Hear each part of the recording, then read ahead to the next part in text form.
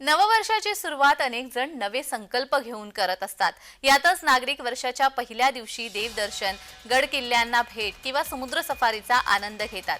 आज समुद्रकिनारी, मालवण, सिंधुदुर्ग किल्ल्यावरती आणि मंदिरामध्ये गर्दी पाहायला मिळते। यातच छत्रपती शिवाजी महाराजांनी बांधलेल्या मालवण येथील सिंधुदुर्ग जलदुर्ग किल्ला आणि छत्रपती शिवाजी महाराजांचं एकमेव शिवराजेश्वर मंदिर पर्यटकांनी गजबजून गेलंय।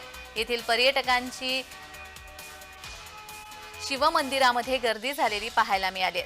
तर इथल्या पर्यटकांशी संवाद साधलेला आहे आमचे सिंधुदुर्गचे प्रतिनिधी सुरेश कौलगेकर यांनी। पाहूयात।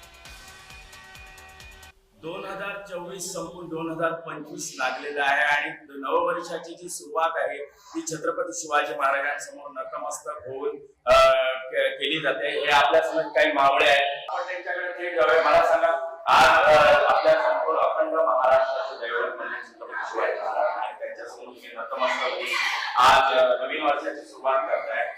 काय सांगाल, काय संकल्प आहे, कुठून आलेले? आम्ही पुण्यावरून आलो। दरवर्षीप्रमाणे नवीन वर्षाचा संकल्प रात्र कधीतरी पार्टी वगैरे करण्यापेक्षा राजराजेश्वर